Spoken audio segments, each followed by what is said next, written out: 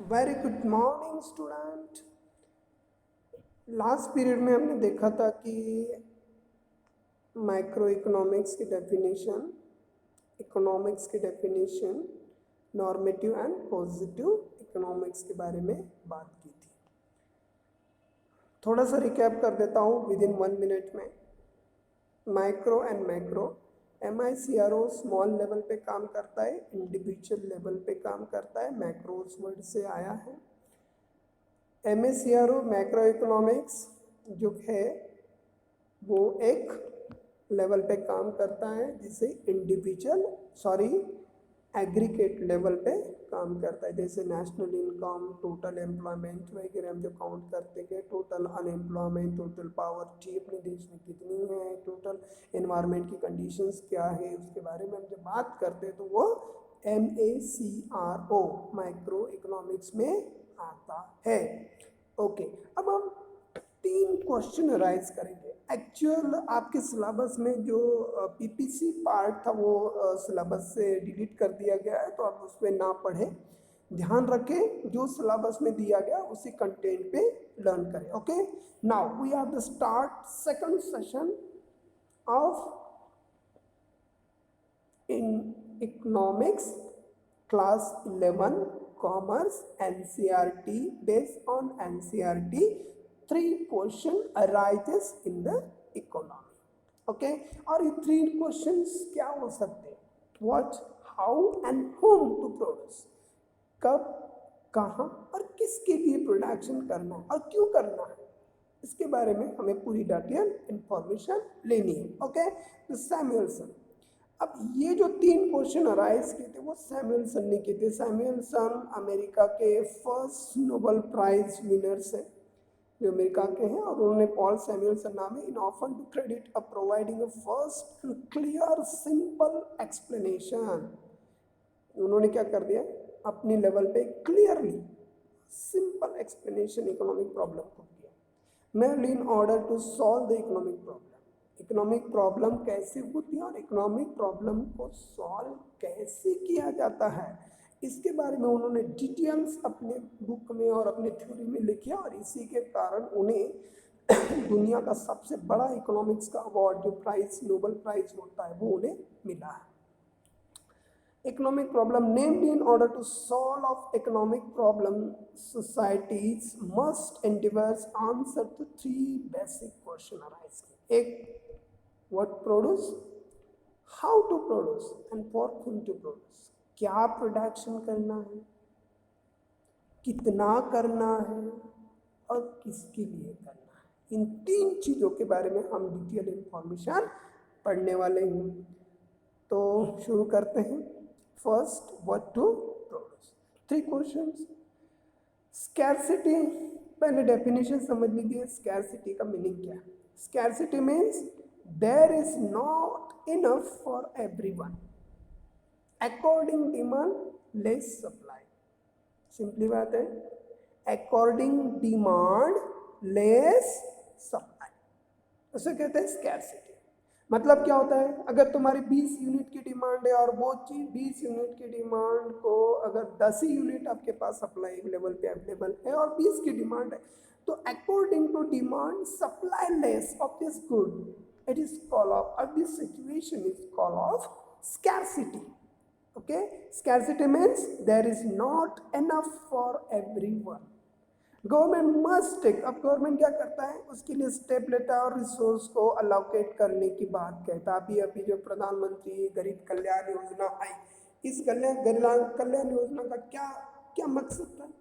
गरीबों में उनके लिए अनाज को अलोकेट करना, अवेलेबल कराना, रिसोर्स अवेलेबल कराना, ये सब आम चीजें आती है। तो allocate of the resource, distribute किए। हमारे पास FCI में इतना सारा माल पड़ा हुआ है, उस FCI के गुड्स को उन्होंने अलोकेट करके कहाँ भेजा है? गरीबों के पास। PDS सिस्टम के तहत अलोकेट करता है। तो scarcity means there is not enough for everyone, सबके लिए नहीं हो सकता है। भाई तो 135 करोड़ आबादी को अवेलेबल करा देते हैं, और ये इनफ नहीं है, क्योंकि उन्होंने से 135 करोड़ में से 80 करोड़ जनता को उन्होंने PDS सिस्टम में लाया गया है। बेस्ट एग्जाम्पल है उसका याद रखना। Every society must answer question. समाज में 3 क्वेश्चन हमेशा के लिए रहते हैं। एवरी सोसाइटी और उसका आंसर ढूंढने की कोशिश करते हैं। कौन सा प्रॉब्लम है भाई? What goods and service should be produce. कौन सा प्रोडक्शन करे, प्रोडक्शन लेवल पे कौन से गुड्स करे, कंज्यूमर लेवल पे वो कौन सी चीज खरीदे, वो हमारी डेली ज़रूरत के नेसेसरी गुड्स खरीदे या लग्जरियस गुड खरीदे, इसके बारे में उन्हें डिसीजन लेना पड़ता है, तब जाके वो बात बनती है। तो 3 क्वेश्चंस अराइज होते हैं। पहला क्वेश्चन हमने देखा, how should this good service B produce. कैसे प्रोडक्शन करें, कौन सी मेथड को अपनाएं, या तो लेबर मेथड अपनाएं या कंप्यूटराइज मेथड अपनाएं या कैपिटलाइज मेथड अपनाएं, इन सभी चीज़ों के बारे में बात करें। Who consumers those goods and services. 3 चीजें, 1, 2 और एक पहला वाला, how should this good and service B produce. Who consume this goods of services. उस सर्विस का कौन इस्तेमाल कर रहा है? गरीब लोग इस्तेमाल कर रहे हैं, अमीर लोग इस्तेमाल कर रहे हैं, क्या कर रहे हैं? अभी जैसे एक चाइना की कंपनी थी, ओप्पो वगैरह कंपनी थी, वो 3 लेवल पे प्रोडक्शन करती थी। जो गरीब लोग हैं उनके लिए अलग मोबाइल, जो हायर मिडिल क्लास है उनके लिए अलग मोबाइल, जो हायर क्लास है बहुत अमीर है उनके लिए अलग मोबाइल। 50,000 1 लाख तक उसकी प्राइस है। जो लो मिडिल क्लास है उसके लिए 10 से 15,000, और बहुत ही लो है उनके लिए 5 से 10,000। तो ये क्या है? This is the categories of the production. इनके लिए प्रोडक्शन करना, इनके लिए प्रोडक्शन करना, इनके लिए प्रोडक्शन करना है। तो ये सब चीज़ें आती हैं। अब समझते हैं इकोनॉमिक सिस्टम की definition. Economic system is the method of use by a society to produce distributed goods and services. हमारी जो सिस्टम है ना इकोनॉमी, उसको क्या कहते हैं? इकोनॉमी कहते हैं। और इकोनॉमिक सिस्टम को क्या कहते हैं? एक मेथड रहती है। उसमें क्या होता है? 3 लोग, सोसाइटी जो डिमांड करने वाले, प्रोड्यूस जो प्रोडक्शन करने वाले, और डिस्ट्रीब्यूट मतलब सर्विस सेक्टर। बात समझ में आ रही है? A society means primary sector, a production means produce means production sector मतलब सेकेंडरी सेक्टर, और डिस्ट्रीब्यूटेड मतलब थर्ड सेक्टर। थर्ड सेक्टर को क्या कह सकते हैं? Service sector. और इस तीनों को मिला के, इन तीनों की एक्टिविटी टोटल करके, इन टोटल एक्टिविटी को मिला के हम इकोनॉमिक सिस्टम कहते हैं, याद रखना। ओके, हम 3 क्वेश्चन की तरफ आ रहे हैं। What and how much to product? देखो, what to produce. Societies have to decide the best combination of goods and services to meet their varieties want and need. समाज क्या करता है? उन्हीं वस्तुओं का चयन करता है। सोसाइटी करती क्या है? आप करते क्या हो? बताइए, लर्न कीजिए, बताइए आप अपनी तरफ से कि आप करते क्या है। आप अपनी ज़रूरत को पूरा करने के लिए you have the complete your own needs to your best select of the goods, choices of the goods. आपके पास 2 चॉइस रहते हैं। आपके पास एक पेन लेना है कि चॉकलेट लेना है। आपको उस समय डिसीजन लेना पड़ता है। जब आपको नोटबुक लिखना है तो आप चॉकलेट नहीं ले पाते हो, क्योंकि you take your own decisions. This is very important ना, वेरी वांट्स एंड नीड। ज़रूरत क्या है और हमारी आवश्यकता क्या है, नीड्स क्या है और क्या हमें आवश्यकता है, इन 2 चीज़ों को हमें क्या पढ़ना पड़ता है?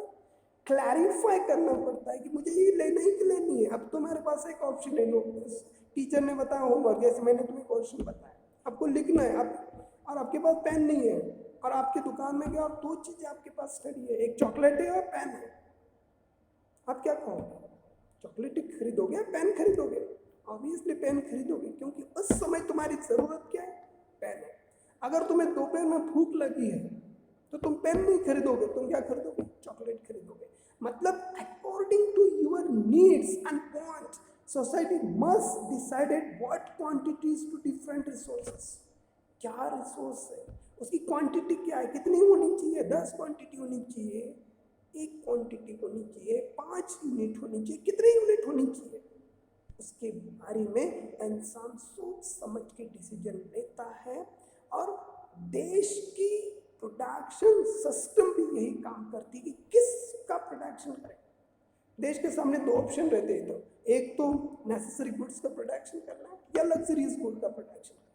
अगर देश के सामने नेसेसरी गुड्स की डिमांड नहीं है, मतलब उसका पूरा हो चुका है, तो वो actually turn about luxurious good. अगर देश की जरूरतें पूरी नहीं होती तो वो लग्जरियस गुड का प्रोडक्शन नहीं करना पड़ता है। ऐसा एक क्वेश्चन समाज के सामने, प्रोडक्शन के सामने रहता है, तो वो तरीके का हम कहते हैं व्हाट टू प्रोड्यूस। दूसरा देखते हैं हाउ टू प्रोड्यूस। कैसे प्रोडक्शन करोगे भाई? आपके पास दो ऑप्शन है, एक लेबर इंटेंसिव प्रोडक्शन और दूसरा capital based intensive production, machine based intensive production. आपके पास क्या ऑप्शन है? इंडिया के पास क्या ऑप्शन है?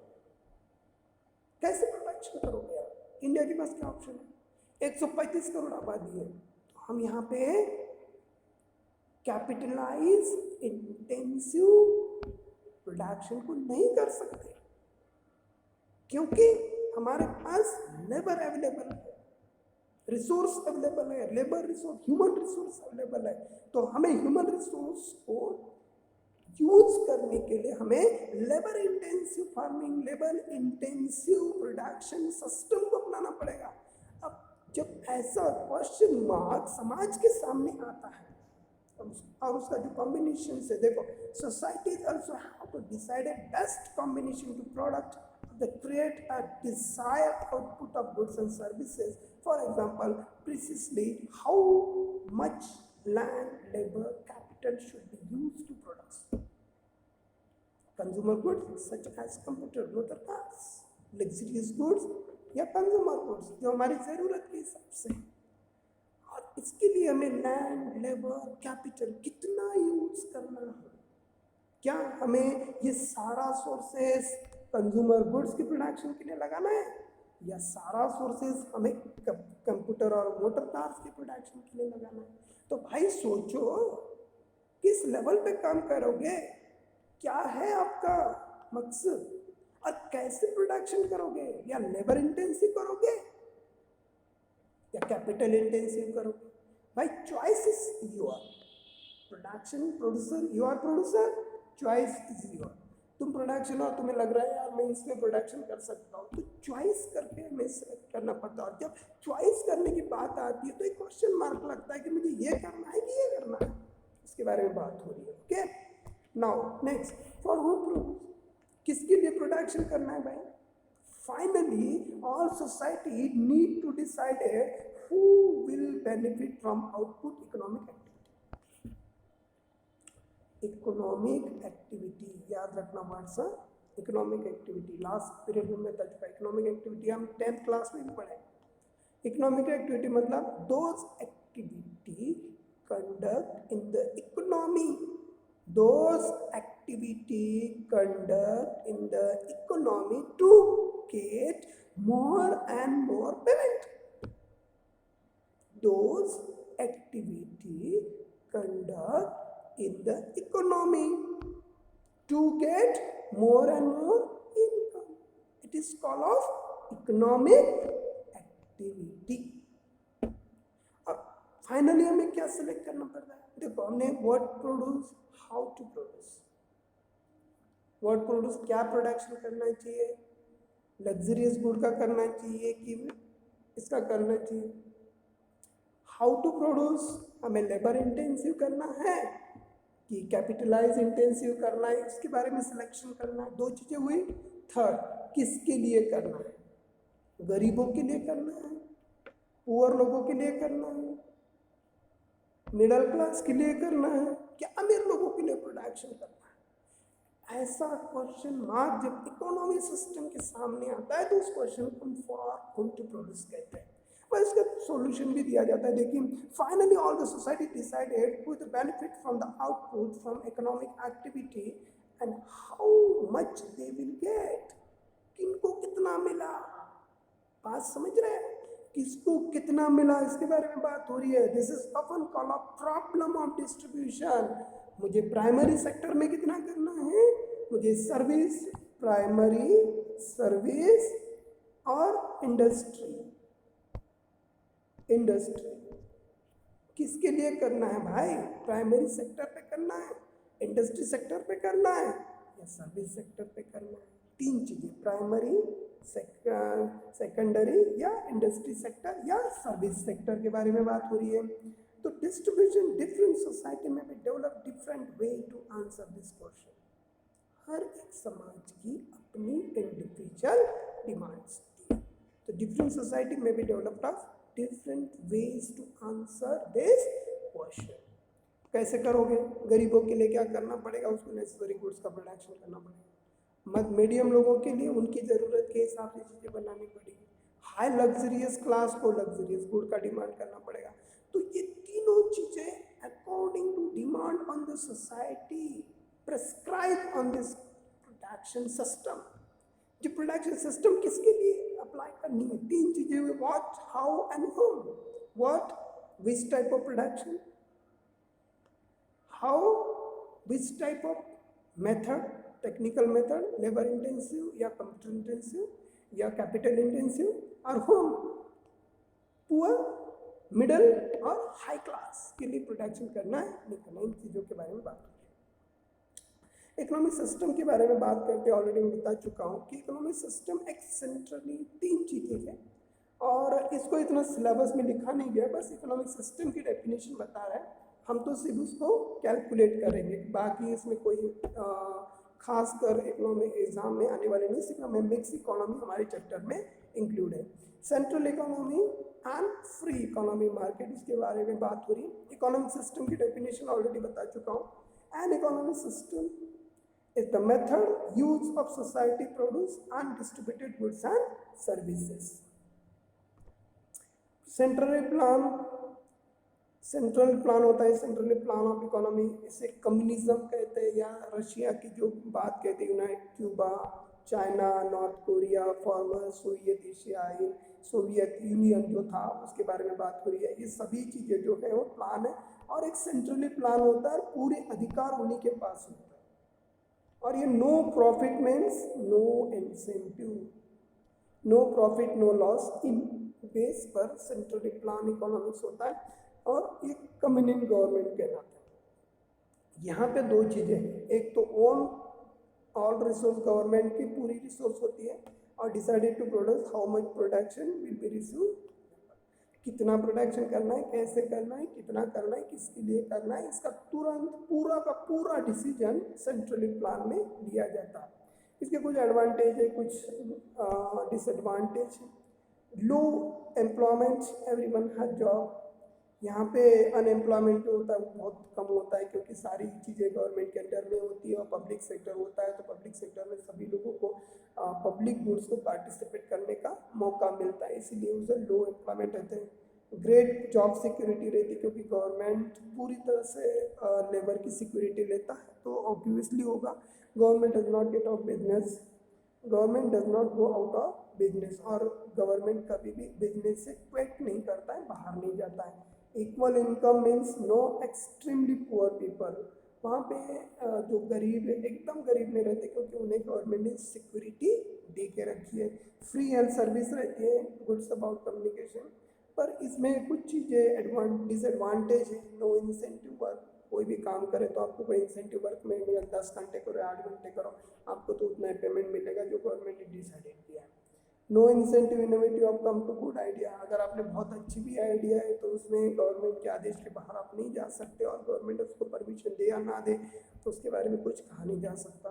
द कंजम्पशन की foods on poor and corrupt leader, सबसे ज़्यादा प्रॉब्लम है कम्युनिज्म में करप्ट लीडर से, और गवर्नमेंट की होने की वजह से उस पर कोई कार्रवाई भी नहीं हो सकती। एंड फ्यू इंडिविजुअल फ्रीडम, और उसमें बहुत कम आज़ादी आपको मिलती है।